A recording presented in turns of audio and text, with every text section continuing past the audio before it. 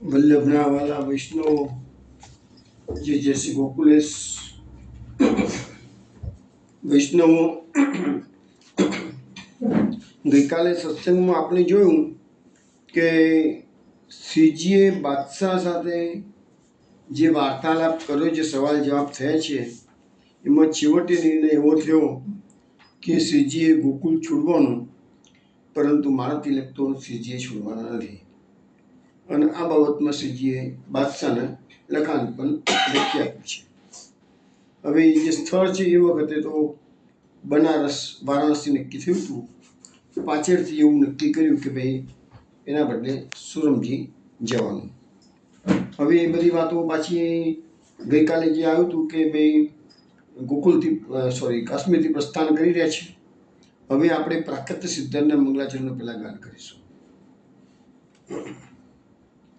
जय जय गोकुल के जाना जीवन प्रभु, जय श्री गोकुल पतिराय, जय जय श्री गोकुल प्रिय आत्मा, जय श्री गोकुल सुखदाय, जय जय श्री गोकुलनाथ जी, जय श्री गोकुल सुखधाम, जय जय नवी, जय श्री पूरन काम,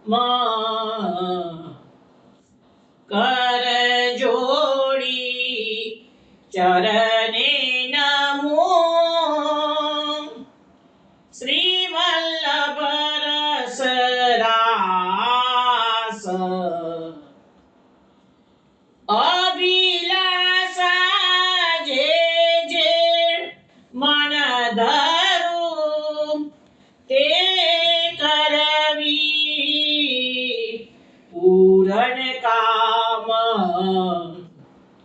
जय जय गोकुल के जन जीवन प्रभु, जय श्री गोकुल पति राय. વૈષ્ણવ, આજના સત્સંગમાં આપણે જોઈશું કે શ્રીજી ગોકુલ છોડી કાશ્મીર પધાર્યા. કાશ્મીર 11 દિવસ રોકાયા. મારા તિલકનો વિજય થયો. પાછા કાશ્મીરથી ગોકુલ તરફ પ્રસ્થાન કરી રહ્યા છે. પરંતુ આ જે ઘટના બની એ ઘટના ગુજરાતના અને બીજા પ્રદેશના કેટલાક વૈષ્ણવોને એની માહિતી સ્વપ્ન દ્વારા શ્રીજીએ જણાવી હતી. એવા કેટલાક વૈષ્ણવના જે અનુભવો છે એનું વર્ણન આજે સત્સંગમાં થશે. અને એ ઉપરાંત શ્રીજી કાશ્મીરથી પ્રસ્થાન કરી રહ્યા છે અને 31 દિવસે ગોકુલ પધારશે. એ પણ વાતો આજના સત્સંગમાં આવશે. પરંતુ એ બધું શરૂ કરીએ તે પહેલાં એક કીર્તન શ્રવણ કરીશું. એના શબ્દો છે, વલ્લભ દર્શન પાવે મેરે મન સુખ હોવું. વલ્લભ દર્શન પાવે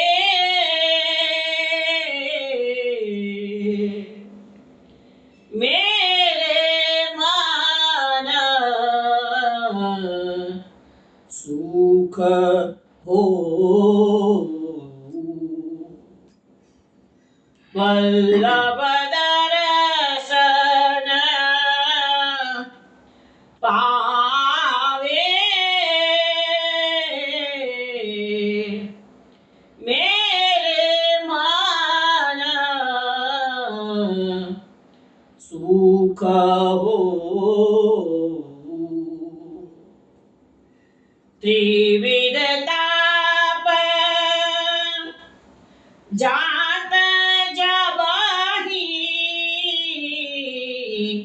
લીલા ગુણ ગાઓ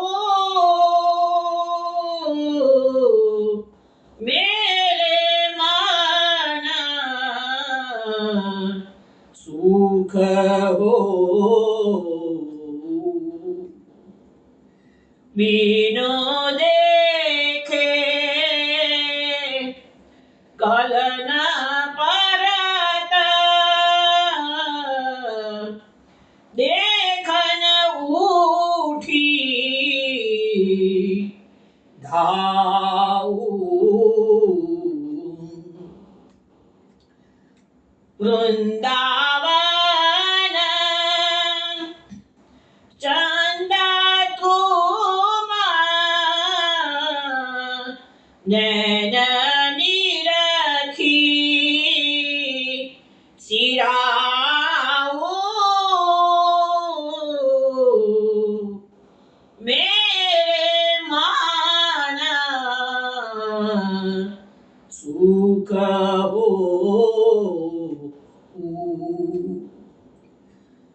वल्लभ दर्शन पावे मेरे मन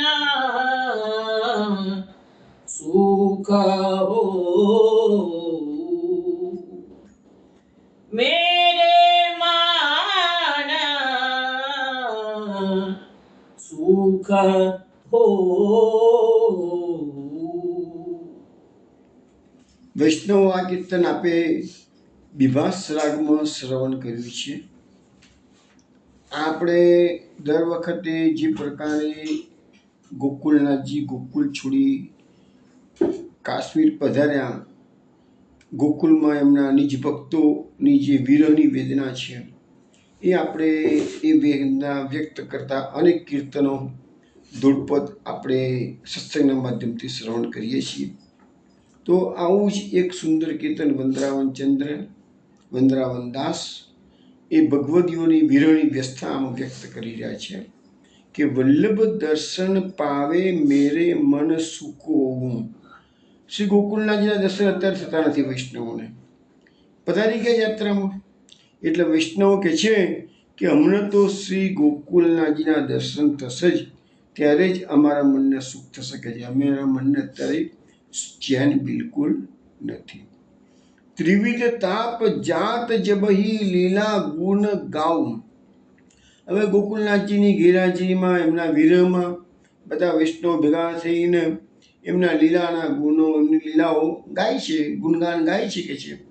અને એ રીતે એમનો જે વિરહનો તાપ છે, ત્રિવિધ પ્રકારના તાપ છે, એ બધા એમ કે શમન કરવાનો પ્રયત્ન કરી રહ્યા છે.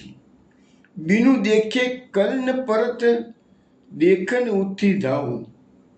બીનું દેખે કલન પરત એટલે કે હવે વલ્લભલાલજીના એટલે કે ગોકુળનાથજીના દર્શન થતા નથી વૈષ્ણવોને, એટલે દેખતા નથી, દર્શન થતા નથી, એટલે કોઈની ચેન પડતું નથી કે છે. પણ વિચારે છે કે જેવા ગોકુળનાથજી પધારશે તમે દોડીને એમણે પહેલાં દર્શન કરીશું કે છે. કારણ કે સારો એવો સમય નીકળી ગયો છે. હવે વૈષ્ણવને આશા બંધાઈ છે કે નજીકમાં પધારવા જ જોઈએ કે છે. અને પધારવાની વાત તો પાછી આપણે એમના હવે જે સ્વાનુભવોની વાત આજે કરવાની છે એમાં જોઈશું આપણે. તો વંદરાવન ચંદ તું નેન નિરીખી સિરાઓ. હવે પ્રભુ અમારા આટલા વખતથી પધારી ગયા છે, પણ જેવા આવવાની પધારવાની તૈયારી છે કે અને જ્યારે પધારશે ત્યારે આંખોથી નિરખી દર્શન કરીશું, ત્યારે જ અમારી આંખોને ઠંડક તડક પડશે. તો આ એક વેદના માર્ગ જ વેદનાનો છે. તો અનેક વખત મેં સમજાવ્યું છે વૈષ્ણવ કે આ માર્ગ તાગડધીના કરવાનો માર્ગ જ નથી, રકડી ખાવાનો માર્ગ જ નથી.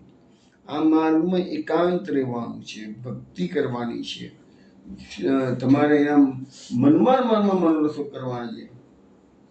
હવે આપણે એ જે સ્વાનુભવોની વાત કહી હતી મેં એ આપણે કરીએ છીએ. હવે મહાપ્રભુ ગોકુળનાથજી જ્યારે કાશ્મીરમાંથી વિજય કરીને આપણે વાત થઈ તો એની પધાર્યા છે ત્યાંથી, તો એ કાશ્મીરથી ભાદરવદ દસમ ગુજરાતી પ્રમાણે સંવત 1677 અને ભાદરવદ દસમના દિવસે તેથી પ્રસ્થાન કરી શકે છે. તો કાશ્મીરથી શ્રીજી નીકળ્યા એ જ દિવસે આગ્રામાં એક વૈષ્ણવને એવો અનુભવ થયો કે ગોકુલનાથજી કાશ્મીરમાં દિગ્વિજય કર્યો છે અને પધારી રહ્યા છે. અને તરત જ એને એવી અનુભૂતિ થઈ એટલે એને તરત નોટ કરી દીધું કે કયા દિવસે આ મને અનુભવ થયો છે કે છે. અને પાછળથી જ્યારે ગોકુલના એ જમાનામાં મીડિયા હતા નહીં, કોઈ ફોનની સગવડ હતી નહીં, કશું જ નહોતું કશું. જે કંઈ બી થાય એ પ્રત્યક્ષ આવે, કોઈ ચિઠ્ઠી આવે ત્યારે જ ખબર પડે. એ જમાનો મીડિયાનો હતો જ નહીં ને. તો પાછળથી જ્યારે પધાર્યા ત્યારે સમજણ પડી કે હા, એ ભાદરવદી દસમના દિવસે જ કાશ્મીરથી પ્રસ્થાન કર્યું હતું એ સાચું થયું હતું. એ અનુભવ જે થયો હતો એમને એ અનુભવ સાચો હતો. હવે આવી રીતે બીજા બધા ઘણા વૈષ્ણવના અનુભવ આપણે એક એક અનુભવનું વર્ણન કરીએ છીએ. હવે જે દિવસે ગોકુલેશ પ્રભુ ગોકુલ છોડીને પધાર્યા, પેલો જે અનુભવ હતો એ કેવો છે?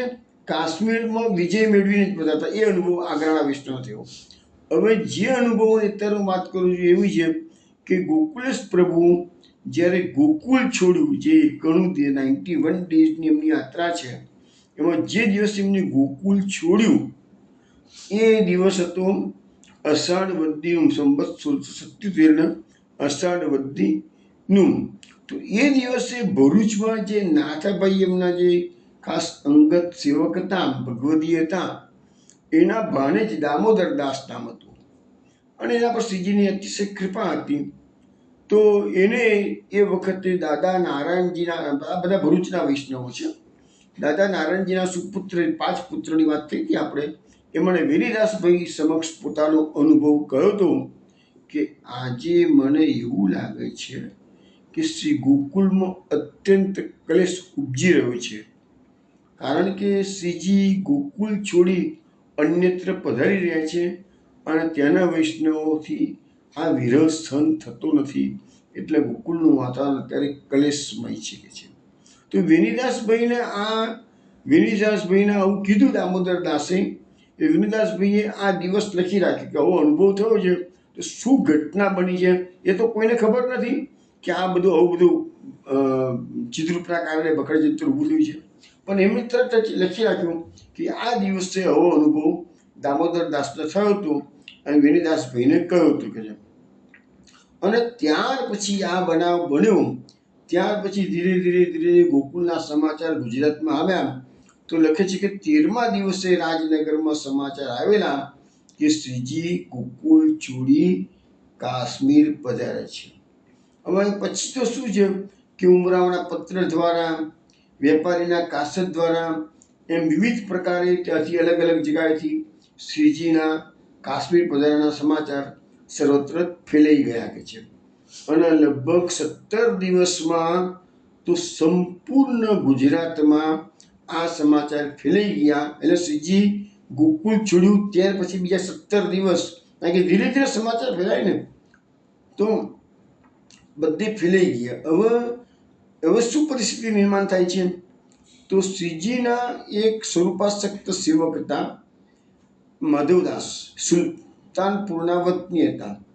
અને જેવા એમને આ સમાચાર સાંભળ્યા કે શ્રીજી ગોકુલ છોડી કાશ્મીર પધારી રહ્યા છે મારા તિલકનું રક્ષણ કરવા માટે, તરત જ એમને પોતાના દેહની અવજ્ઞા કરી અને જળનો ત્યાગ કરીને સૂઈ ગયા. રાત્રિ પડી, અત્યંત તરસ લાગી, છતાં પણ કોઈની પાસે જળ પણ માગ્યું નહીં અને સ્વયં ઊભા થઈને જળ લીધું પણ નહીં કે છે. એમને એટલું બધું લાગી આવ્યું હતું કે જળનો પણ ત્યાગ કરી દીધો કે છે. પરંતુ બન્યું કે એમની આવી અડગ ટેક અને તત્સુખની ભાવનાથી શ્રીજી પસંદ થયા અને માધવદાસનો ક્લેશ શ્રીજી સહન કરી શક્યા નહીં અને સપનામાં પધારીને આજ્ઞા કરી કે માધવદાસ, તું ચિંતા કરીશ નહીં, અમે કાશ્મીર ભલે પધારીએ છીએ પણ કાશ્મીરમાં દિગ્વિજય થવાનો છે અને બહુ જલ્દીથી પાછા ફરીશું, તમે બિલકુલ ચિંતા કરશો નહીં કે છે. અને ત્યાર પછી પણ ભક્તવત્સલ શ્રીજીએ ઝડપાલ, અહીંયા જો આ બનાવ બન્યો છે ભરૂચનો, સુલતાનપુરનો, અને શ્રીજી તો અત્યારે પ્રવાસમાં છે, તો પણ શ્રીજીએ જળપાન કરવા માટે પોતાનો સ્વસ્થથી જળનો ઘડો માધવદાસના હાથમાં એમના ઘરમાં આવીને પધરાવ્યો છે. અને માધવદાસને કીધું કે તમે જળપાન કરી લો. અને પછી માધવદાસ જળપાન કરીને સ્વસ્થ થયા. શ્રીજી પ્રવાસમાં છે છતાં સુલતાનપુરમાં પધારી અને માધવદાસને જળનો ઘડો હાથમાં આપી શકે છે. આવો બીજો એક અનુભવ કરેટી, જે બિહારમાં કરેટી કરીને ગામ છે, એ કરેટીના હરિદાસ બુચઈ નામે એક સેવકે જ્યારે આ સમાચાર જાણ્યા કે શ્રીજી કાશ્મીર તરફ પ્રયાણ કરી રહ્યા છે, તરત જ એટલો આઘાત લાગ્યો એમને કે સખડીનો ત્યાગ કર્યો. રાત્રે પછી માત્ર ધાણી ચના ખાઈને દિવસો પસાર કરતા હતા, ભૂમિ પર સૂઈ રહેતા હતા. અને જ્યારે શ્રીજી કાશ્મીરથી પાછા પધાર્યાના સમાચાર એમને જાણ્યા કે દિગ્વિજય થઈ ગયો છે, ત્યારે જ એમને આ શાંતિ વળી. અને ત્યાર પછી જ એમને આ વિરહનો અનુભવ, વિરહ બંધ થયો એમનો. અને નખ જે ઉતરાવતા હતા તો નખ પણ પછી જ ઉતરાવ્યા. પછી એક અનુભવ એવો છે કે ગોકુલનાથજીએ સ્વયં પોતાના સ્વરૂપનો અનુભવ વૈષ્ણવોને કરાવ્યો છે. એમાં ઘટના એવી છે કે એક વખત શ્રી ગોકુલેશ પ્રભુ શ્રી ગોકુલમાં બિરાજતા હતા. તે સમયે આપશ્રીના સેવકો વિનંતી કરીને કંઈ ને કંઈ પૂછતા હતા. એ બધા પ્રશ્નોનું શ્રીજી સમાધાન પ્રસન્ન વદને કરતા હતા. અને શ્રીજીની આ અલૌકિક વચન સુધાના રસાસ્વાદમાં સૌ સેવક સમાજ મગ્ન હતો. પણ બન્યું કે એ જ વખતે ગોકુલનાથજીના મંદિરમાં રાજભોગ સર્યો અને આરતીના દર્શનનો ટકોરો પડ્યો કે છે. એટલે એ જે સેવકો ત્યાં રસપાન કરતા હતા વચનામૃતનું, એમાં એક હરિદાસભાઈ હતા. એ તરત જ આ બેઠકમાંથી ઊભા થયા અને ગોકુલનાથજી ઠાકોરજીના દર્શન કરવા માટે જવા લાગ્યા. ત્યારે એ વખતે તો આ એકદમ રસાવેશ બધા વૈષ્ણવને આવેલો હતો, અંતરંગ ભગવદીઓને. અને આ તો ઊભા થઈ ગયા જ વચ્ચે. એટલે કે જે શ્રીજીએ હરિદાસભાઈનું પેરણ હતું પકડ્યું અને છેડો પકડ્યો અને ખેંચીને બેસાડ્યા અને આજ્ઞા કરી, અરે ભાઈ, આવો સુંદર રસ તજીને તમે ક્યાં જાઓ છો કે છે. અને આમ શ્રીમુખના વચનામૃતથી સમગ્ર સેવક સૃષ્ટિને પોતાના અલૌકિક રસાત્મક પુષ્ટિ સ્વરૂપનું જ્ઞાન ગોકુલનાથજી. ગોકુલનાથજી કે જે અહીંયા રસવર્ષા થઈ રહી છે અને પેલા દર્શન કરવા જઈ રહ્યા છે, તો ગોકુલનાથજી કહેતા નહીં, બેસો અહીંયા. હવે શ્રીજી કાશ્મીર જ્યારે પધાર્યા ત્યારે આપશ્રીની જે સર્વ રસમય સૃષ્ટિ આપશ્રીના વિરહમાં ઝૂરતી હતી કે છે. એટલે કેટલાકે તો સમાચાર સાંભળીને તરત જ પોતાનું ગામ છોડીને શ્રી ગોકુલ આવવા નીકળી ગયા. અને જેને વિરહનું દાન કરવું હતું એવાને બધાને શ્રીમદ ગોકુલમાં રહેવાની શ્રીજીએ આજ્ઞા કરી. પણ જેને સંયોગ સુખનું દાન લેવાનું હતું એ બધા જીવો વૈષ્ણવોને શ્રીજી પ્રવાસમાં સાથે રાખ્યા.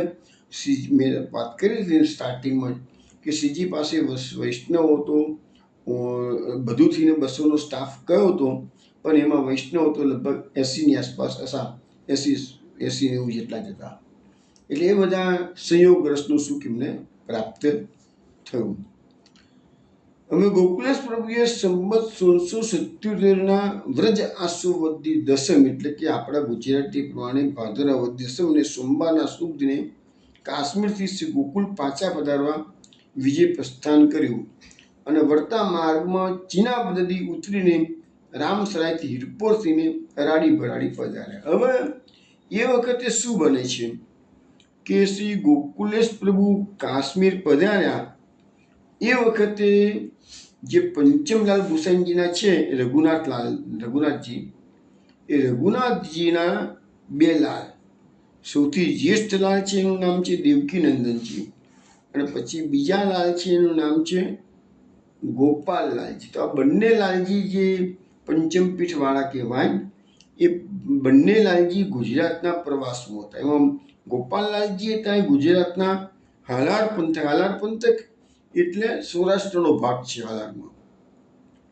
અને પંચમલાલ અને દેવકીનંદનજી છે એવી બંને સગાભાઈઓ એ તારાપુરમાં બિરાજતા હતા. અને શ્રીજી કાશ્મીર પધારી રહ્યા છે એવા સમાચાર જેવા સાંભળ્યા જ કે હાલાર વિસ્તારમાં ગોપાલલાલજીએ તરત જ નક્કી કર્યું કે એમનો પ્રવાસ પડતો મૂકું અને અમારા કાકા ગોકુલલાલજી એમના કાકા થાય, તો અમારા કાકાની સાથે હું કાશ્મીર એમની સાથે જવું કે છે. અને ગોપાલલાલજીએ તરત શું છે કે એમના મોટાભાઈ દેવકીનંદનજીને પત્ર લખ્યો અને લખ્યું કે ભાઈ કાકાજી અત્યારે તો આ કાશ્મીરની યાત્રાએ નીકળી ગયા છે, પધારી ગયા છે, એટલે હું તો સીધો એમને મળવા જઉં છું કે છે અને કાશ્મીર એમની જોડે હું જઈશ કે છે. એવી જાણ એમની દેવકીનંદનજીને કરી. દેવકીનંદનજી એ વખત તારાપુરમાં જ્યારે પત્ર એમનો આવ્યો ત્યારે એ ભોજનની તૈયારી કરતા હતા, પ્રસાદી લેવાની તૈયારી કરતા હતા અને શ્રીજીની પાસે પધારવા તરત પ્રસ્થાન કર્યું. એમણે પણ પ્રસ્થાન કર્યું કે નહીં નહીં, પહેલાં તો જવા દે કે પ્રભાડી કે છે.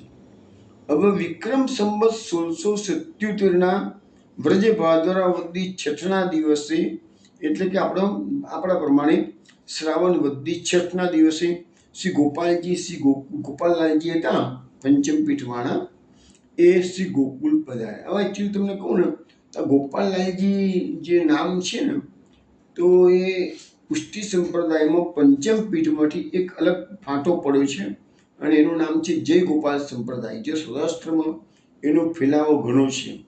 અને ગોપાલલાલજીના જે લાલ હતા એમનું નામ હતું ગોપેન્દ્ર અને એમના પણ એક બેટીજી હતા, એનું નામ હતું જમનેશ બેટીજી. તો આ જય ગોપાલનો જે સંપ્રદાય છે, જય ગોપાલ શાખા છે આખી, એ લોકો આ ત્રણને ખૂબ માને, એના ઉત્સવો કરે છે, એમના કીર્તનો પણ અલગ હોય છે. અને એમ કહે છે એ લોકો, હું એમના અમુક વૈષ્ણવને મળેલો છું, તો એ કહે છે કે આ ગોપાલલાલજી, ગોપેન્દ્રજી અને જમનેશ બેટીજી તો સદેહ ધામમાં પધારી ગયા હતા, એવું મારા મોડે એમના વૈષ્ણવે કહેલું. તો એ ગોપાલલાલજી અત્યારે જન્માષ્ટમીના 2 દિવસ પહેલાં જ ગુજરાતમાંથી ગોકુલ પધારે છે.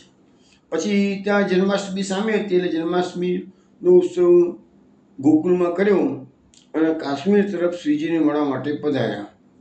અને એ જ્યારે શ્રીજીને મળવા માટે કાશ્મીર તરફ જઈ રહ્યા હતા તે વખતે શું થયું કે શ્રીજી તો ઓલરેડી કાશ્મીરમાં દિગ્વિજય પ્રાપ્ત કરી રિટર્ન યાત્રામાં હતા. હવે એ વખતે તો કંઈ ખબર પડે નહીં ને, અત્યારે શ્રીજી ક્યાં ગયા, બિરાજી રહ્યા છે, શું થયું છે કાશ્મીર, રૂબરૂ મળે કે પત્ર આવે તો જ ખબર પડે ને. તો એમ લખે છે કે શ્રીજી એ વખતે અરાડી ભરાડી મુકામે ઘાટી પરથી નીચે ઉતરી રહ્યા હતા અને એ જ વખતે આ ગોપાલલાલજી ઘાટી પર ચડવાની તૈયારી કરતા હતા. તો શ્રીજીએ ઉપરથી જોઈ લીધું કે પોતાના ભત્રીજા આવી રહ્યા છે. એટલે શ્રીજીએ પધારતા ગોપાલજીને જેવા જોયા કે તરત જ ઉપરથી સાઇન કરીને કહી દીધું, સૂચન કરી દીધું, ઉપર આવશો નહીં, હું નીચે જ આવી રહ્યો છું કે છે. અને ઘાટી થોડી વિકટ હતી કે છે. એટલે પછી એમને ગોકુલનાથજી એ વખતે જતી વખતે તો ઘાટી માટે એમને પેલી સુખપાલ ભગવાન દાસે આપેલી, આપણે વાત થઈ હતી, બરાબર છે. પણ રિટર્ન થવાનું હતું ને એટલે એમને શું કર્યું, પહેરેગીર ગણેશ પરેગીર નામનો જે પહેલું એ હતો અને નિહાલચંદભાઈ એ બંનેના હાથનો સહારો લીધો અને શ્રીજીની 70 વર્ષની ઉંમર હતી એટલે ધીરે ધીરે પસની ઘાટી હતી એ ધીરે ધીરે શ્રીજી પધારી રહ્યા છે, નીચે ઉતારી રહ્યા છે. અને જ્યારે નીચે પધાર્યા તો ગોપાલલાલજી દંડવત પ્રણામ કરી અને પોતાનું શ્રીમસ્તક શ્રીજીના ચરણ કમળમાં ધર્યું. શ્રીજીએ પોતાના હાથેથી એમને ઊભા કરી આલિંગન આપ્યું. શ્રીજીએ વ્રજની વિરહ વેદના પ્રથમ હતી જ, શ્રીજીને તો વધ છોડીને ગયા હતા એટલે વેદના તો હતી જ, અને એમાં ગોપાલલાલજીએ વ્રજમાંથી સામે પધાર્યા એને અહીંયા વ્રજના બધા સમાચાર આપ્યા એટલે એમની વેદના ઓર વધી ગઈ, વ્યાકુળ થઈ ગયા. શ્રીજીનું હૃદય ભરાઈ આવ્યું, નેત્રોમાંથી અશ્રુધારા પ્રકટ થઈ, ઉપરનાથી અશ્રુ લૂછતા જાય છે અને પોતાના પ્રિય શ્રી ગોકુલના સમાચાર પૂછતા જાય છે. હવે જેમ જેમ સમાચાર પૂછે છે તેમ તેમ ગોકુલનાથજીનો વિરાગની વધુ પ્રબળ બન્યો. જો ભક્તોનો તો વિરાગની છે જ, ભગવાનનો પણ વિરાગની આ પ્રબળ બને છે. આમ પરસ્પર બળીને કાશ્મીર અને શ્રી ગોકુલના કુશળ સમાચાર બધા પૂછી લીધા.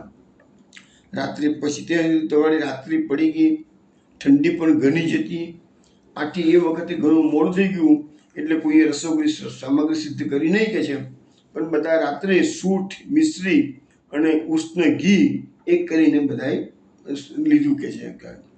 અને એ લખે છે કે એ વખતે ઠંડ એટલી બધી હતી કે કડવો જલ ભરવા ગયો હતો તો એને સહેજ શીત લાગી ગઈ, તો એને બધાએ ભેગા થઈને છાતી પર શેક કર્યો અને વગેરે એને ગરમાવો કર્યો આ રીતે, ત્યારે જ એને શુદ્ધિ આવી, એટલો બધો બેભાન જેવો થઈ ગયો છે.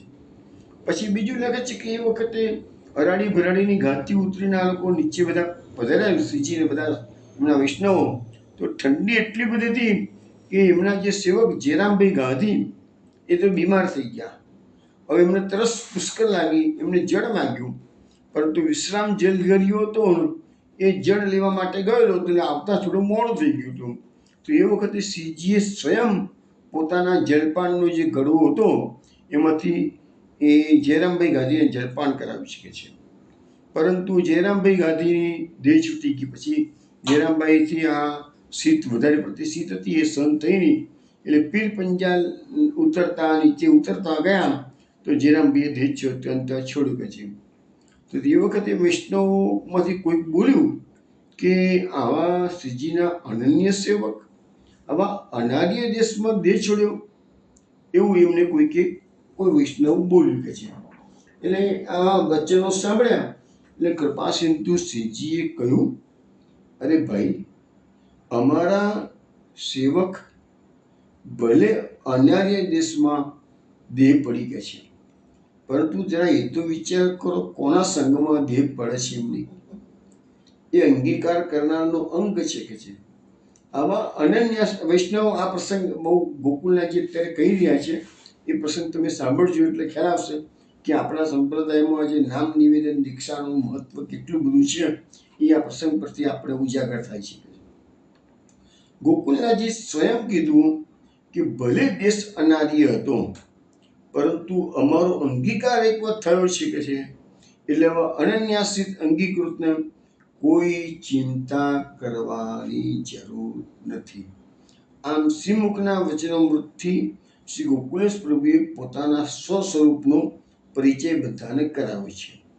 હવે આ અંગીકૃત જીવોનો જે અંગીકાર છે એ તો નિત્યનો છે કે છે, અને ક્યારે એનો ત્યાગ કરતા નથી. આપણે એ વસ્તુ મહાપ્રભુજીના પ્રસંગમાં પણ રામદાસનો જે જલેબીનો પ્રસંગ છે એમાં આપણે જોયેલું છે કે એક વખત વૈષ્ણવનો સ્વીકાર ઠાકોરજીને અર્પણ થઈ ગયું, નિવેદન થઈ ગયું, પછી ઠાકોરજી ક્યારેય છોડતા નથી કે છે એ વૈષ્ણવને. તો આ ગોપાલદાસ વ્યારાવાળાએ એક પ્રસંગનું વર્ણન કર્યું છે અને ગોકુલનાથજી એ પ્રસંગ અત્યારે પોતાના સેવકોને આ જયરામભાઈ ગાંધીનો દેહ પડ્યો એ નિમિત્તે એક પ્રસંગ સુંદર કહી રહ્યા છે. તમે ધ્યાનથી સાંભળજો. શ્રીજી અત્યારે જણાવી રહ્યા છે પોતાના સેવકોના કે થોડા વખત પહેલા પશ્ચિમ દેશમાં રઘુનાથદાસ નામે શ્રીજીના એક અનન્ય સેવક રહેતા હતા. હવે ત્યાંના જે દેશાધિપતિ હતો એની ચાકરી એટલે કે નોકરી કરતા હતા. હવે ત્યાં બન્યું કે એક પંડિત ત્યાં ગાડી આવ્યા, એમ સાથે થોડી ફ્રેન્ડશીપ થઈ ગઈ. તો પેલા પંડિત તો બહુ વિદ્વાન હતો, એટલે એને આ રઘુનાથદાસને કીધું કે મારી પાસેથી તમે શ્રીમદ ભાગવત સાંભળો કે છે. રઘુનાથદાસે કીધું કે હાલમાં મારી પાસે ટાઈમ નથી કે છે. એમ કરીને ફ્રેન્ડ સારો સંબંધ હતો, પણ એમનું ભાગવત સાંભળવાનું એમને ના પાડે, હવે તો આપણે ટાઈમ નથી કે છે.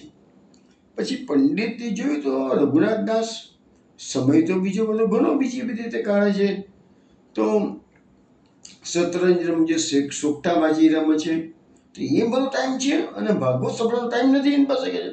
એટલે પંડિત જોઈ ગયા કે સમય તો બીજો બધો કાઢે છે કે છે, એટલે કટાક્ષમાં કહ્યું કે ભાઈ તમે તો નવરાશ નથી એમ કહો છો કે છે, પણ આ શતરંજનો સોગઠો રમવાનો ટાઈમ મળે છે કે છે, અને મારી પાસેથી શ્રીમદ ભાગવત સાંભળવાનો ટાઈમ નથી તમારી પાસે કે છે.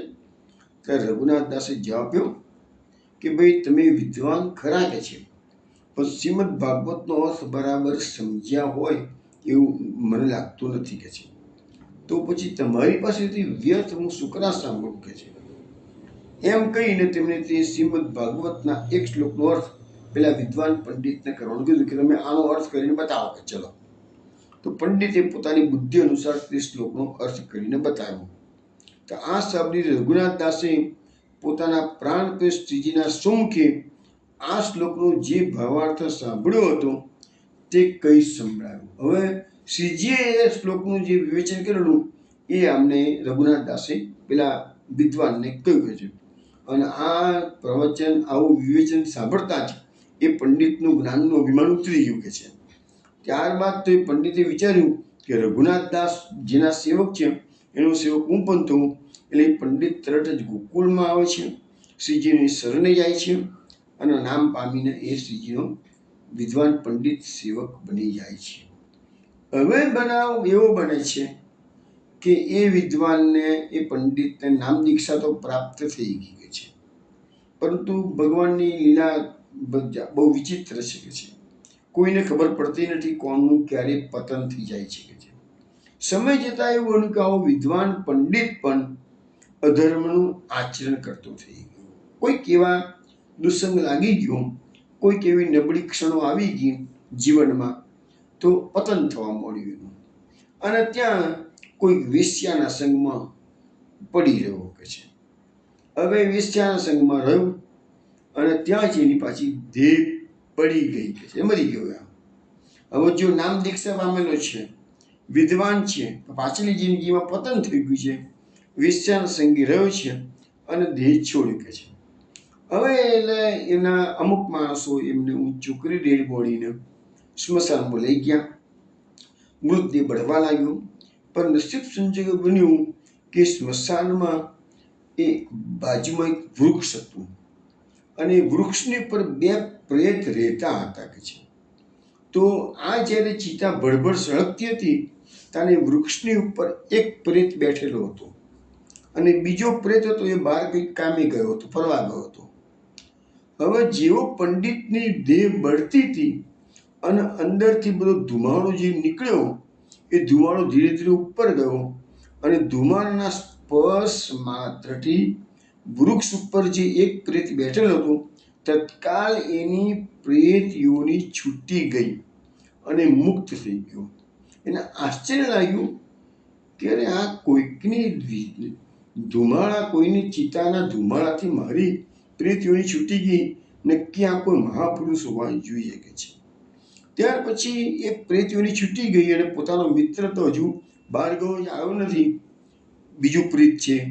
એટલે એને શું કર્યું કે નજીકમાં એક તળાવ હતું, એના પર બે બ્રાહ્મણો બેસીને રસોઈ કરતા હતા. તો એને થયું કે આ સ્મશાનના ધુમાડાની સ્પર્શથી મારી મુક્તિ થઈ ગઈ છે, તો મારો સાથીદાર જો બીજો પ્રેત અત્યારે હોત તો એની પણ મુક્તિ આવી થઈ જાત કે છે. પણ હવે હું તો જઉં છું કે છે. ત્યાં બ્રાહ્મણોને કહી દીધું કે મારો સાથીદાર આવે તો જરા તમે એને કહી દેજો કે ભાઈ આવી રીતે આ ધુમાડાના પ્રતાપથી મારો ઉદ્ધાર થઈ ગયો છે કે છે. તો તમે એને કે આવી રીતે એ ચિતા શરીરમાં શાંત પડી ગયેલી હોય તો તમે ચિતાને ફરતી પ્રજ્વલિત કરજો અને ધુમાડાનો સ્પર્શ એને કરાવજો કે છે. તો પેલા બ્રાહ્મણોએ કહ્યું કે ભાઈ અમે એને વાત તો કરીશું કે છે, પરંતુ એ બ્રાહ્મણોએ કીધું અમારો એવો કોઈ અધિકાર નથી કે એ ચિતાની ચિતા ઠંડી પડી ગયેલી હોય તો એને પાસે પ્રજ્વલિત કરી, અમારો અધિકારમાં આવતું નથી કે છે. એટલે પછી પ્રેત આવ્યો. બંને બ્રાહ્મણોએ વાત કરી પ્રેતને કે તારો ભાઈબંધ તો મુક્તિ પામી ગયો છે અને જે પેલી ચિતા અત્યારે સળગતી બંધ થઈ ગયેલી છે એના ધુમાડાના સ્પર્શ માત્ર થઈ શકે છે. એટલે પ્રેતે શું કર્યું, બીજું પ્રેત આવ્યું એને જે હોલવાઈ ગયેલી જે ચિતા હતી ને એમાં ક્યાંકથી ઘાસ લાવીને નાખ્યું અને જેવું ઘાસ નાખ્યું, સૂકું ઘાસ, તો પાછું પેલું અંદરથી પ્રજ્વલિત એકદમ એ આગ છે એ પ્રજ્વલિત થઈ ગઈ, એમાંથી એ ધુમાડો નીકળ્યો અને ધુમાડાનો એ પ્રેતે સ્પર્શ કર્યો. કારણ ઉપર બેઠો ડાળખી પર બેઠો હતો શાખા ઉપર ઝાડની, અને જેવો સ્પર્શ એનો થયો તો એની પણ પ્રેતીઓની છૂટી ગઈ અને તે પણ સદગતિ પામી ગયો. હવે આ બધી વાતો પેલા નજીકમાં રહીને બે બ્રાહ્મણોને ખબર પડી ગઈ કે સાલો આ જે વ્યક્તિ હતી એ વ્યક્તિ કોઈ મહાપુરુષ હોવી જોઈએ કે એના ધુમાડાના સ્પર્શ માત્રથી માણસ તો મરી ગયો છે પણ એના સ્પર્શ માત્રથી આ બંને પ્રેતોની મુક્તિ થઈ ગઈ છે. તો આ મહાનુભાવ છે કોણ? એટલે પછી એ નજીકમાં એક પેલી જે વેશ્યા રહેતી હતી એની પાસે ગયા, પણ બ્રાહ્મણોનો તો વિશ્વાસ ના આવ્યો કે આ વેશ્યાની જોડે ફરનારો માણસ અને એની મુક્તિ, એના ધુમાડાની, એની ચિતાની ધુમાડાની પ્રેતોની મુક્તિ, તો એવું કંઈક હોય નહીં કોઈ દિવસ કે વેશ્યાનો સંગ કરનારને આવી ઉત્તમ ગતિ પ્રાપ્ત થાય.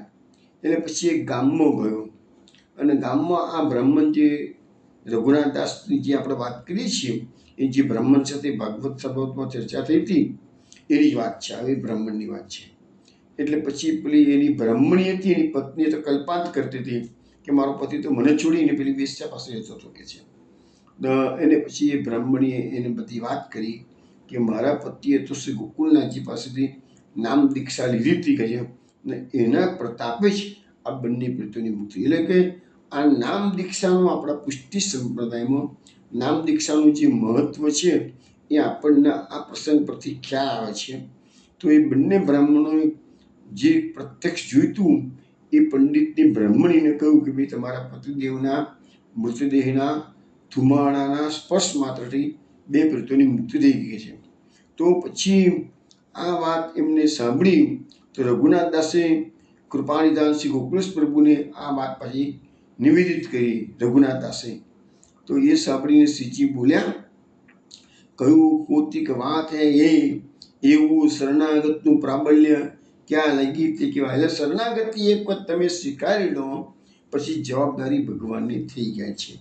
નામ પ્રતાપ તનો મહિમા કાંઈ વચ્ચેને કહ્યો ન જાય. ગોકુલનાથજી કહે છે કે ભાઈ આપણો સત્ર જે ગોકુલનાથજીનું સત્ર ચાલે છે આપણા, તો પહેલા દિવસે મેં કહ્યું હતું કે નામનો મહિમા ઘણો મોટો છે. એ પેલું એક પદ આપણે સ્ટાર્ટિંગ જ એનાથી કરેલું છે, ગોકુલનાથજીના નામ તોનો મહિમા ઘણો અપાર છે, એમ કરીને આપણે સ્ટાર્ટિંગ કર્યું હતું. તો અહીંયા બી છે કે નામ પ્રતાપ, જે નામ નિવેદન દીક્ષા લીધી છે અને એના કારણે એ બ્રાહ્મણનું ભલે પતન થઈ ગયું હતું તો પણ એની ઉત્તમ ગતિ થઈ શકે છે. તો આ જીરામભાઈ ગાંધીનો આવા અન્યાર્ય દેશમાં દેહ પડ્યો તો ગોકુલનાથજી કહે છે એનાથી ચિંતા કરવાની જરૂર નથી. એ અમારા શ્રીઅંગની પ્રકટ સૃષ્ટિમાંની એક છે કે છે. પછી એના ભાગ્યનું તો કેવું સ્વર્ણ.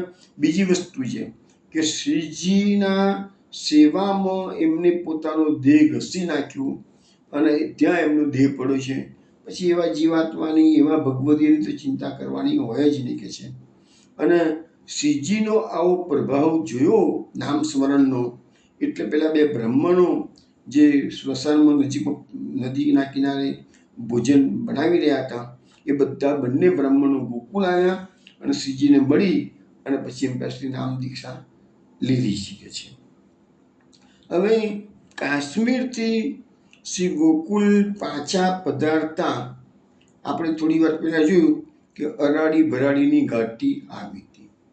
એ અતિશય વિકટ હતી અને એટલી બધી વિકટ હતી કે નીચે દ્રષ્ટિ કરતાં પણ અંધારા અને ચક્કર પણ આવી જાય. આવી ઘાટીમાં તો અમે પણ ઘણા અનુભવો કરેલા છે. અમે કૈલાસમાં યાત્રા ગયા હતા ત્યાં અમે એકદમ નાનકડી કીડીમાં અમારે ચાલવાનું હોય અને નીચે નજર કરીએ તો ઊંડી ખીણો હોય, બધી કેટલી ખીણો, એક આખું સતત આખી યાત્રામાં ઊંડી ખીણોની પર અમારે ચાલવાનું હોતું હતું.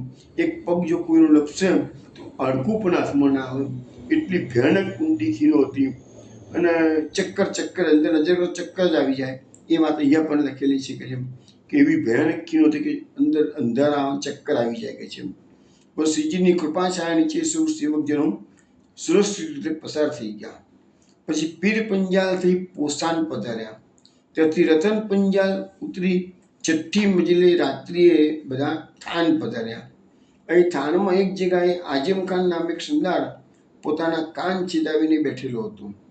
વૈષ્ણવને પૂછતા શ્રીજી પધાર્યાનું એને જાણ્યું એટલે પોતાના લોકો સમક્ષ તે બોલ્યો, જુઓ એક મહારાજી માટે કેટલું કષ્ટ લઈને ઘરબાર છોડીને આટલે બધે દૂર પધાર્યા છે. બીજા દિવસે શ્રીજી થાનથી પધારતા હતા ત્યારે માર્ગમાં તે મળ્યો.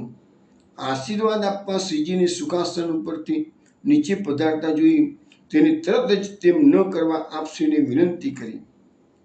શ્રીજીએ ₹1 તથા શ્રીફળ તેને આપી આશીર્વાદ આપ્યા, પરંતુ તેને રૂપિયો પરત કરીને શ્રીફળ રાખ્યું તથા શ્રીજીની ઘણી સ્તુતિ કરી કે છે. પછી થાનથી શ્રીજી જોર મુકામ પધાર્યા તો નૂરમોહરના આભૂષણો રાખતા ખોજા દિનારે વૈષ્ણવને પૂછ્યું કે આ તેમ બધા કોણ છો? ઉત્તરમાં વૈષ્ણવે કહ્યું કે અમે તો બધા ગુજરાતી સેવકો છીએ, પછી ગોકુલનાથજીની સાથે આવે છીએ. ત્યારે પેલાએ પૂછ્યું કે શું ગોકુલનાથજી તમને બધાને ખાવાનું આપે છે તો તમે એની સાથે નીકળી પડ્યા છો કે છે? તો સૌ સેવકોએ કહ્યું, અરે હમ તો સેવક હૈ, રોટી કहाँ ખાતે हैं, ખાતે ઇनको દિયો. અમારી પાસે જે છે એ અમારા ગોકુલનાથજીની કૃપાથી જ અમને પ્રાપ્ત થયું છે. હમારી જો કુછ હે સો ઇनको હે, અમારું જે બી છે બધું એમનું જ છે કે છે. ભલે ભલે તું આચે સેવક, મેં સમજ્યું તેમ કહ્યું તે વારે. પછી પેલા કીધું હા વાહ, તમે એમના સારા સેવક છો કે છે.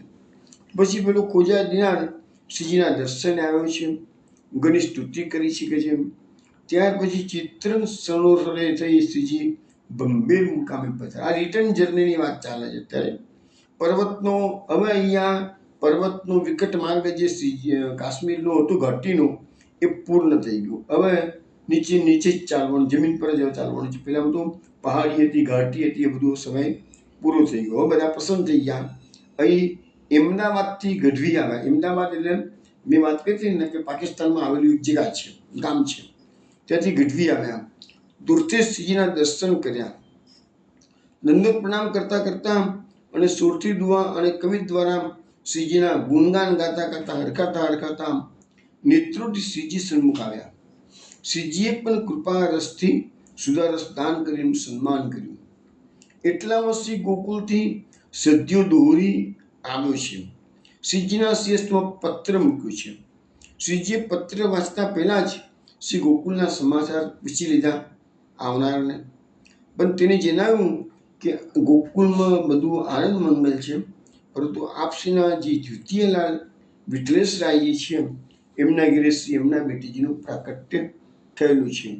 ત્યારે શ્રીમુખે શ્રીજીએ વચન ઉચ્ચાર્યા કે બેટી ભાઈ તો કહાં ભયો, એ મુખ્ય કુશળ શબ્દ છે. બસ બેટી ભાઈ ન હોતો નહીં, બધા મજામાં હોવા જોઈએ.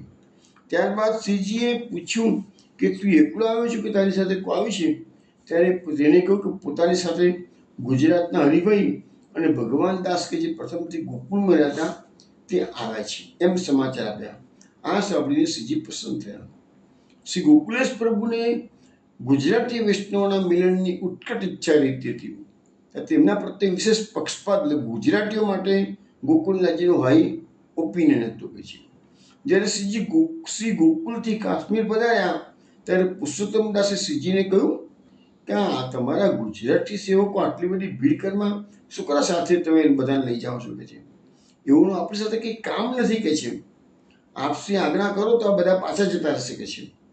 હમણાં તો સાથે આવશે કે છે, માર્ગમાં જેવું કષ્ટ પડશે ને અને બધા તમારા ગુજરાતી સેવકો જતા રહેશે. તો આવું ગુજરાતી સેવકો માટે પુરુષોત્તમદાસ મહેરાએ કહ્યું. એટલે પોતાના અનન્ય ગુજરાતી સેવકોનો પક્ષપાત કરતા શ્રીજીએ કહ્યું, શું કીધું? સંગ और निवाहन किए को गुजराती है जैसे, गुजराती सो कोई और नहीं संग विनियान काच. એવો પક્ષપાત ક્યાં કરીને બોલ્યા શ્રી મહારાજ. એટલે કે અમારો સંઘનો નિર્વાહ કરવા માટે ગુજરાતીઓ અમારી સાથે આવે છે અને ગુજરાતી સિવાય આવો સંઘનો નિર્વાહ બીજા વૈષ્ણવો કરી શકશે નહીં. તો ગોકુલનાથજીએ ગુજરાતી સેવકોનો આવી રીતે ખુલ્લેઆમ પક્ષપાત કર્યો છે. ત્યાર પછી વ્રજ આસો સુધી સાતમના રોજ શ્રીજીએ બંબેરથી વિજય કર્યો અને દોલતનગર પધાર્યા. માર્ગમાં તાપીપુરના વૈષ્ણવોએ શ્રીજીના કુશળ સમાચાર મેળવવા પત્ર લખીને કેટલાક વૈષ્ણવોને મોકલ્યા હતા. શ્રીજીએ સ્વહસ્તથી પ્રત્યુત્તર લખીને સર્વ કુશળ સમાચાર પહોંચાડ્યા હતા. આ પત્ર આવતા જ તાપીપુરમાં આનંદપૂર્વક વધાઈનો ઉત્સવ થયો હતો.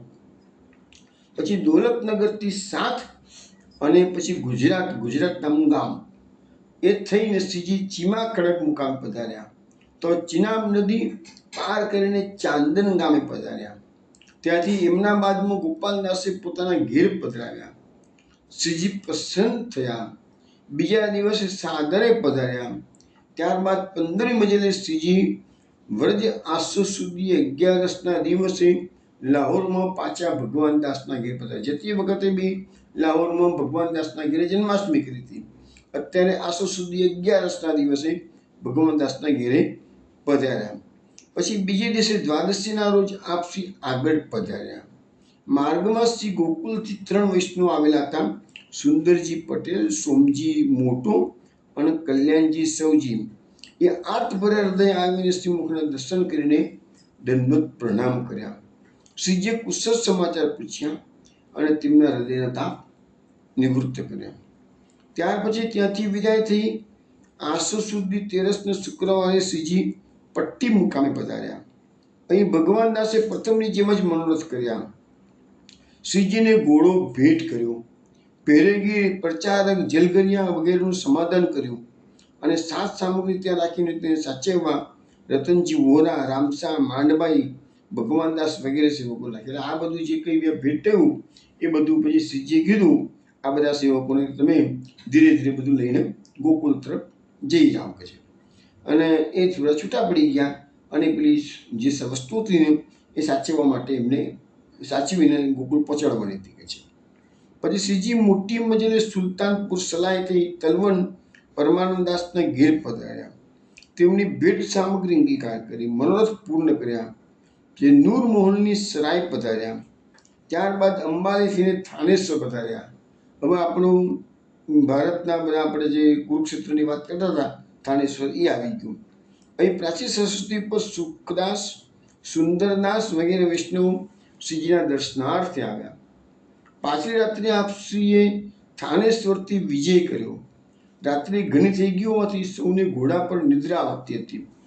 તે શ્રીજીએ શ્રી ગોપાલલાલજીને કંઈક વાર્તા પ્રસંગ કરવાનું કહ્યું, જેથી સૌ કોઈની નિદ્રા આવીને સૌ પૂર્વક ચાલી શકે. શ્રી ગોપાલલાલજીએ જન્માષ્ટમી સંબંધી વાર્તા પ્રસંગ ચલાવ્યો અને સૌને આનંદ ઉપજાવ્યો અને બધાની નિદ્રા દૂર થઈ ગઈ. ત્યારબાદ થાનેશ્વરથી વિજય કરી કર્ણાલક અને ગુનોર થઈ વ્રજ કાર્તક વદી આઠમના દિવસે, એટલે આપણે ગુજરાતી પ્રમાણે આસો વદી આઠમના દિવસે શ્રીજી દિલ્હી પધાર્યા. માર્ગમાં નરેલથી વધાઈ લઈને પેરેગીરીને શ્રી ગોકુળ અગાઉથી હવે દિલ્હી આવી ગયા એટલે પેરેગીરીને વધાઈ આપવા માટે ગોકુળ મોકલ્યો કે બે હવે શ્રીજી પધારી રહ્યા છે. દિલ્હીના મુકુંદરાયે પ્રથમ કાશ્મીરમાં શ્રીજીને પોતાના ઘેર પધરાવવા માટે વિનંતી કરેલી, ત્યારે આપ શ્રી આપેલ વચન અનુસાર દિલ્હીમાં મુકુંદાસને ઘેર શ્રીજી પધાર્યા. તેમના સ્ત્રીને નામ આપીને સરને લીધા. પાક સામગ્રી સિદ્ધ થતા સિદ્ધિમાં શ્રીજી શ્રી યમુનાજીના નિગમ બોર્ડ ઘાટ પર સ્નાન કરવા પધાર્યા. ત્યાં વાઘમાં બિરાજ્યા. અહીં ઇન્દ્રપ્રસ્થનો અધિકારી રાજા કૃષ્ણદેવ મેરાએ આવીને શ્રીજીના દર્શન કર્યા, દંડવત પ્રણામ કર્યા. ત્યાંથી આપ શ્રી તારાચંદભાઈના ઘેર પધાર્યા. તેઓ અગાઉથી લાહોરથી અહીં આવી ગયા હતા અને શીઘ્ર શ્રીજી માટે, એમના વૈષ્ણવ માટે જલેબીની સામગ્રી સિદ્ધ કરી રાખી હતી. શ્રીજીને આરોગ આવી, પછી વૈષ્ણવને પણ લેવડાવી. ત્યાર પછી વ્રજ કાર્તક વદીનું મને ગુજરાતી આસો વદી નૂના દિવસે શ્રીજી વિજય કરી પરવલ મુકામ પધાર્યા. પછી સૂર્યોદય સમયે હોડલ પધાર્યા. અહીં ઘોડા અને બળદોને પાણી પાઈ ગોળ દાણા ખવડાવ્યા, વિશ્રામ આપ્યો. અહીં ભગવાન દાસ સુલતાનપુરીએ આવીને દંડવત પ્રણામ કર્યા અને શ્રીજીએ શ્રી ગોકુળના સમાચાર પૂછ્યા. અહીં નંદજીના ઘેરે પધારી ભોજન કર્યું. ક્ષણભર વિશ્રામ કરવા છતાં નિદ્રા ન આવવાથી આગળ પ્રયાણ કરવાનું વિચાર્યું, પણ શ્રી ગોપાલલાલજીની વિનંતીથી અને સૌ થાકી ગયા હોવાથી આગળ પ્રયાણનો વિચાર મોડી વાળ્યો. આમ છતાં વ્રજ અને શ્રી ગોકુળનો વિરહ અસહ્ય વધતો જતો હોવાથી વિરાકુલ શ્રીજી શીઘ્ર આગળ પધારવા આતુર હતા.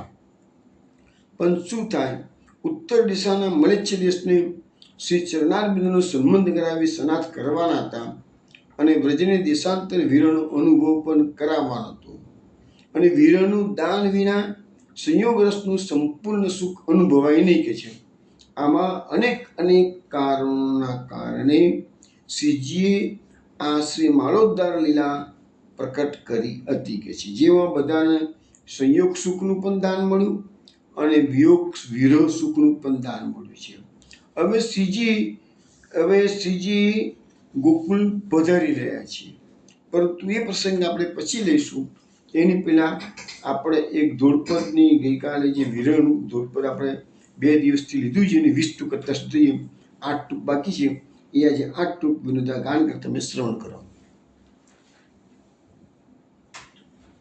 દયા કરી દર્શન અમને દોને રે વાલાજી, ફરી ફરીને શું કહીએ તમને મારા વાલાજી. એકાંત બેસી જોવું વાલાની વાટ રે વાલાજી, નહીં મળે તો કરશે મારી ગાત મારા વાલાજી. જો મને મળે શ્રી ગોકુલેશજી અલબેલા રે વાલાજી, વેગે જઈને જાલું એમનો છેડો મારા વાલાજી. પાલવ પકડી નિત્ય એમનો રહીશું રે વાલાજી, દાસી થઈને સન્મુખ ઊભા રહીશું મારા વાલાજી. સુખ સુબેઠા શ્રી ગોકુલના વાસી રે વાલાજી, પાસે રાખો વેગે કરો ના હાસી મારા વાલાજી. રમણ સ્થળમાં આપો મુજને વાસ રે વાલાજી, સદા સર્વદા થઈશ તમારી દાસી મારા વાલાજી. જો નહીં કરો મહેદ ભક્ત તમારે સહાય રે વાલાજી, પાપી પ્રાણ તજી સુવારંવાર મારા વાલાજી. વિરહની વિનતી વેગે સુનિએ નાથ રે વાલાજી, અબલા જાની ગ્રહો સદ્ય બેઉ હાથ મારા વાલાજી. વિનતી કરતા કોઈ એક સુખ થાશે રે વાલાજી, મનોરથ કરતા પાપી જીવડો જાશે મારા વાલાજી. મનોરથ કરતા પાપી જીવડો જાશે મારા વાલાજી. દયા કરી દર્શન અમને દોને રે વાલાજી, ફરી ફરીને શું કહીએ તમને મારા વાલાજી. ફરી ફરીને શું કહીએ તમને મારા વાલાજી. શ્રી ગોકુલનાથ કી જય. વૈષ્ણવ, આ પદની અંદર ભક્તોની વિરહ વેદનાનું વર્ણન કરવામાં આવે છે. ગોકુલનાથજી ગોકુલ છોડી કાશ્મીર પધાર્યા છે. ભક્તો વિરહ સહન કરી શકતા નથી, એટલે એની 20 ટૂંક આપવા જોઈએ. હવે 21મી ટૂંકમાં એવું કહે છે, એકાંત બેસી જોઉં વાલાની વાટ રે વાલાજી. હું એકલો બેસીને કે એકલી બેસી તમારી રાહ જોઉં છું, ક્યારે પધારશે છે. નહીં મળશે તો મળે તો કરશે મારી ગાત મારા વાલાજી. હવે જો પ્રભુજી તમે અમને દર્શન નહીં આપો ને તો અમારો ઘાત કરે, અમે તમારો પ્રાણ ત્યાગી દઈશું કે છે. જો મને મળે શ્રી ગોકુલેશજી અલબેલા રે વાલાજી, જો મને અને વેગે જઈને ઝાલું એમનો છેડો મારા વાલાજી. હવે નહીં મળે તો પ્રાણ ત્યાગી દઈશ, પણ જો મને મળી જશે એવા સુંદર અલબેલા શ્રી ગોકુલનાથજી, તો કે દોડતો જઈ અને એમનો છેડો પકડી લઈશ કે છે. અને કે છે પાલવ પકડી નિત્ય એમનો રહીશું એ વાળા. પછી એક વાર એમનો પાલવ પકડ્યો પછી નિત્ય પકડી રાખીશ કે છે. અને દાસી થઈને સન્મુખ ઊભા રહીશું મારા વાલાજી, અને એમની નજીકમાં રહીશું, અને પછી દાસી થઈને દાસી થઈ અને બે હાથ જોડી અને સતત એમની આજ્ઞા પાલન કરવા માટે તત્પર રહીશું. સુખસુ બેઠા સી ગોકુળના વાસી રે મારા વાલાજી, પાસે રાખો વેગે કરો ને હાસી મારા વાલાજી. અને પછી જો તમારો પાલો પકડી અમે બાજુમાં રહીશું તો સુખેથી પછી ગોકુળમાં અમે રહી શકીએ સુખે છે. અને એટલા માટે તમને વિનંતી કરી છે કે મારા વાલાજી તમે મને પાસે રાખો તમારી, અને અમારી હસી ના કરજો કે છે. રમણ સ્થળમાં આપો મુજને વાસ રે વાલાજી, સદા સર્વદા થઈશ તમારી દાસી મારા વાલાજી. રમણ સ્થળ એટલે આપણા માટે ગોકુળ છે, તો એ ગોકુળમાં મને કાયમ માટે વ્રજમાં વાસ આપો કે છે. અને સદા સર્વદા હું તમારી સાથે રહીને તમારી દાસી થઈ ગઈશ અને તમારી બધી આજ્ઞાઓનું પાલન કરીશ. જો નહીં કરો મૈદ ભક્તો તમારો તમો સહાય રે વાલાજી, પાપી પ્રાણ તજીશું વારંવાર મારા વાલાજી. હવે એમને તો આ તો વેદનાની વાત છે, હજુ તો ગોકુળનાજી પધાર્યા નથી કે છે. એટલે મૈદ ભક્તો જે હતા એને આ ભગવદીય વિનંતી કરે છે કે મૈદ ભક્તો તમે મને સહાય કરો કે છે, મારી આ વિરહની વ્યસની વેળાએ તમે મને સહાય કરો, અને નહીં તો પછી આ મારા પાપી પ્રાણ છે એનો અમે ત્યાગ કરી દઈશું કે છે. વીરની વિનતી વેગે શૂન્ય નાથ રે મારા વાલાજી, અબલા જાની ગ્રહો સત્ય બેઉ હાથ મારા વાલાજી. અમારી વિરહની વેદના કેટલી બધી છે પ્રભુ તમે જાણો છો કે છે, તો તમે સાંભળો અમારી વેદના પ્રભુ. અને અમે તો અબલા છીએ, સ્ત્રી છીએ, નિર્બળ છીએ, એટલે બે હાથેથી અમને પકડી અને અમારો સ્વીકાર કરો કે છે. વિનંતી કરતા કાંઈ એક સુખ થાશે મારા વાલાજી કે છે, મનોરથ કરતા પાપી જીવડો જાશે મારા વાલાજી. પ્રભુ અમે તો તમને વિનંતી કરીએ છીએ ને, તો વિનંતી કરતા કરતા વિરહમાં પણ કંઈક સુખ થઈ રહ્યું છે કે થોડું ઘણું પણ સુખ અમને વિનંતી કરવાથી મળે છે કે છે.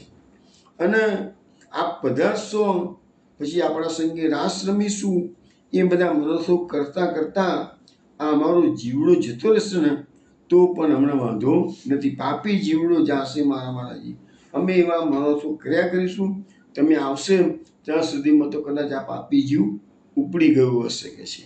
તો વૈષ્ણવ આ વિરહની વેદનાનું પણ આપણે 28 ટુકડું શ્રવણ કર્યું છે કે છે. હવે આપણે ગોકુળનાજીના જે 24 વચનામૃતમાંથી 13 વચનામૃત આપણે શ્રવણ કર્યા છીએ. 14મું વચનામૃત આપણે લઈએ છીએ. શ્રી ગોકુળનાથજી કલ્યાણ ભટ્ટ પ્રતિ આજ્ઞા કરે છે કે આ પુષ્ટિ માર્ગે લીલા નિત્ય છે. આપણી આ જે પુષ્ટિ માર્ગની વ્રજની લીલાઓ છે આજે પણ વ્રજની ભૂમિમાં નિત્ય લીલા ચાલી રહી છે. લૌકિક વૈદિક તથા દેહ અનિત્ય જાણવું. આપણે મુશ્કેલી ક્યાં થઈ ગઈ છે આપણી બધાની કે આપણા દેહને શણગારવામાં આખી જિંદગી ખર્ચી નાખીએ છીએ. આ દેહના લાલન પાલન પોષણમાં આપણે આખો સમય આપણો બરબાદ કરી નાખીએ છીએ. પણ દરેક વ્યક્તિને ખબર છે કે આ દેહ ગમે તેટલો સુંદર હોય કે કદરૂપ હોય, એક દાડો તો સ્મશાનો બળીને ભસ્મ થવાનો છે. એટલે આપણા શાસ્ત્રોએ કીધું છે કે દેહ કેવો છે? અનિત્ય છે. બીજું આપણે લૌકિક ને વૈદિકને બહુ ચિંતાઓ કરીએ છીએ. પુષ્ટિ માર્ગ એ લૌકિક વૈદિકથી પરનો માર્ગ છે. વસ્તુ મેં તમને અનેક વસ્તુ સમજાવી છે. પુષ્ટિ માર્ગીય ધર્મ છે, નિત્ય છે, સત્ય છે, અને જાણીને ભગવત કાર્યમાં તત્પર. આપણું જીવનનું દરેકે દરેક કાર્ય એ ભગવત કાર્ય જ હોવું જોઈએ. લૌકિક ધર્મો તુચ્છ અંધુ. આપણે બધા સમાજની બહુ ચિંતાઓ કરતા હોઈએ. લખવામાં આવે છે, બતાવવામાં આવે છે કે બધા લૌકિક ધર્મોને તમે ગણશો જ નહીં કે છે. પ્રભુની ભક્તિ છે એ જ મુખ્ય છે કે છે. અને તીર્થો, હવે અહીંયા લખ્યું છે કે તીર્થોનું મહાત્મ્ય સાંભળી ભગવત સેવા અને સ્મરણમાંથી મન ચલાયમન કરવું નહીં. હવે તીર્થોનું મહાત્મ્ય એ આમ જોવા જઈએ તો એક વૈદિક પદ્ધતિ થઈ ગઈ કહેવાય. એટલે આપણો માર્ગ જે વૈદિકથી ઉપરનો છે. તીર્થોનું મહાત્મ્ય ચોક્કસ છે, નથી એવું નથી, પરંતુ એનાથી ઉત્તમ તો કૃષ્ણ સેવા સદાકાર્ય માનસીસા પરામતા કે છે. એટલે તમારે કહે છે કે એ તીર્થોનું મહાત્મ્ય સાંભળી અને ભગવત સેવાને મૂકીને તમે તીર્થોમાં જાઓ તો એ વસ્તુ યોગ્ય નથી કે છે. કેમ?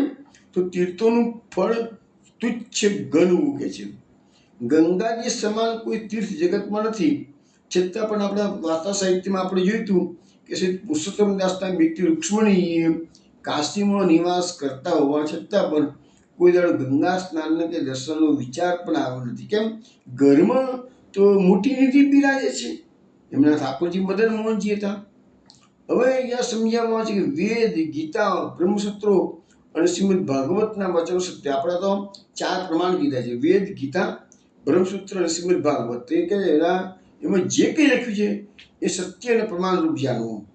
શ્રી મહાપ્રભુજીના વચનો મનમાં સુધાવી દે. મહાપ્રભુજીના સોરસ ગ્રંથ છે, એ જ આપણી આધારશિલા છે જીવન જીવવાની કે છે. અનેક પ્રકારના વર્તાદીના ફળ તું જેમાં આપણામાં કોઈ પણ પ્રકારના વર્તોનો મહિમા આપણા પુષ્ટિ માર્ગમાં નથી. ફક્ત 24 એકાદશી અને 4 જયંતીના વ્રત કરવાના છે, એટલું જ આપણા ત્યાં છે. એ સિવાયના કોઈ વ્રતો આપણા ત્યાં, બીજા બધા સંપ્રદાયમાં ભલે વ્રતો હશે, આપણા ત્યાં એમાં કોઈ વ્રતો રાખવામાં આવતા નથી. અને આપણા ત્યાં ભગવત સેવાને જ મુખ્ય સ્વધર્મ ગણવામાં આવે છે. ભગવત સેવા અને સ્મરણ સર્વોપરી જાણવું. સ્ત્રીને લૌકિક વિષયાર્થે જાણવી નહીં. આપણે જે સ્ત્રી પતિ પત્નીના સંબંધો છે એ લૌકિક રીતે નહીં વિચારવાનું કહે છે. અને ભગવદીય પુત્રની કામના રાખવાની કે છે. કૃષ્ણ પ્રિય રતિ એમ કહીને આપણે જોજો તો એ નિરોધ લક્ષણમાં મહાપ્રભુજી આપણને સમજાવેલું છે. ભગવત સેવા તે સ્ત્રીમાં પ્રીતિ રાખવી. ભગવદીના સંગમાં ભગવત વાર્તા દીનતાપૂર્વક કરવી, પરંતુ પોતાની મોટાઈ, એટલે આપણે જે ભગવત વાર્તા કરતા હોય દીનતાપૂર્વક કરવાની. હું બહુ જાણું છું એ મોટાઈ બતાવવાની નહીં કે છે. પોતે જ્ઞાની હોય કે અજ્ઞાની હોય, શુદ્ધ ભાવથી દીનતા સહિત ભગવદીઓનો સંગ કરવો, દુસંગ કરવાનો નહીં. ભગવત વાર્તા પોતાના મનમાં દૃઢ વિશ્વાસપૂર્વક વિચારવી અને ભગવદીઓની લૌકિક ચેષ્ટા ના જોવી કે છે. એના લૌકિક કાર્યો ગમે તે હોય ને જોવું, તો ભગવદીઓનું આંતરિક જીવન કેવું છે અગત્યનું છે. ભગવત ધર્મો જોવા, તો જ પોતાના હૃદયમાં ભગવત ધર્મ અગત થશે. તો આ પ્રકારે ગોકુળના જે વૈષ્ણવ પ્રત્યે આજ્ઞા કરી છે. વૈષ્ણવ, હવે આપણે કાલ રાત્રે 8 વાગે મળીશું, ત્યારે સત્સંગ જોઈશું.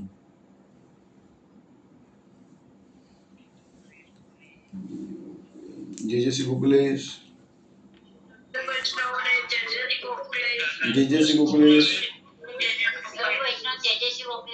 જય જય શ્રી ગોકુલેશ. જય જય શ્રી ગોકુલેશ.